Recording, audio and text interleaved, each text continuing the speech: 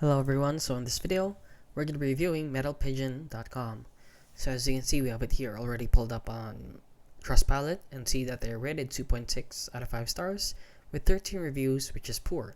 So as you can see, a lot of 1-star reviews here. So this person said that it's a scam. Company do not purchase anything. Another scam company. Scam websites do not even listen to what they say. If you fall for it, it's your fault.